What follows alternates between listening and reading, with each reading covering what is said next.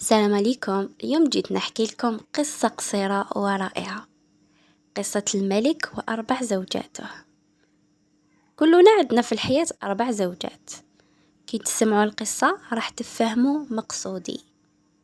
نتمنى تشتركوا في قناتي وتفعلوا زر الجرس هكذا باش يلحقكم كل جديد من روايات هازال بيرين. القصة تقول: هذا راجل متزوج ب4 زوجات.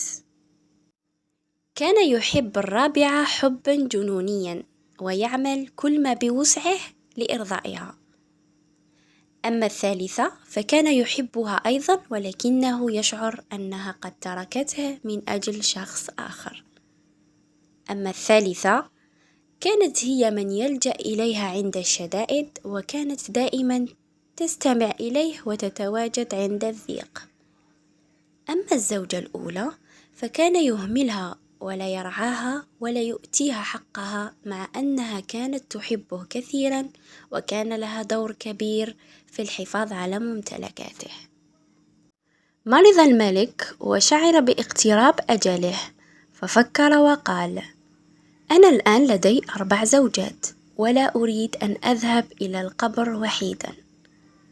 فسأل زوجته الرابعة، قال: أحببتك أكثر من باقي زوجاتي ولبيت كل رغباتك وطلباتك، فهل ترضين أن تأتي معي لتؤنسيني في قبري؟ فقالت: مستحيل، وانصرفت فورا بدون إبداء أي تعاطف مع الملك. فأحضر زوجته الثالثة وقال لها: أحببتك طيلة حياتي، فهل ترافقيني في قبري؟ فقالت: بالطبع لا، الحياة جميلة، وعند موتك سأذهب وأتزوج من غيرك.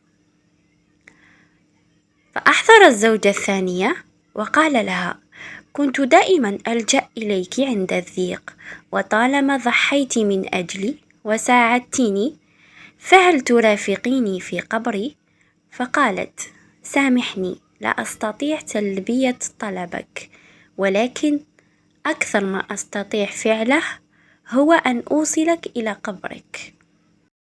حزن الملك حزنا شديدا على جحود هؤلاء الزوجات، وإذا بصوت يأتي من بعيد ويقول: أنا أرافقك في قبرك، أنا سأكون معك أينما تذهب. فنظر الملك فإذا بزوجته الأولى وهي في حالة هزلية ضعيفة مريضة بسبب إهمال زوجها لها. فندم الملك على سوء رعايته لها في حياته وقال: كان ينبغي لي أن أعتني بك أكثر من الباقين،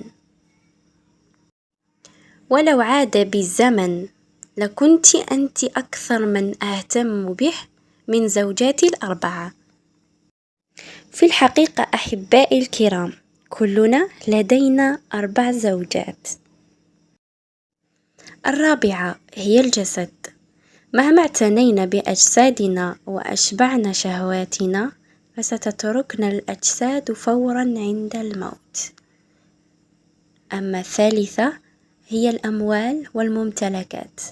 عند موتنا ستتركنا وتذهب لأشخاص آخرين. أما الثانية الأهل والأصدقاء، مهما بلغت تضحياتهم لنا في حياتنا، فلا نتوقع منهم أكثر من إيصالنا للقبور عند موتنا.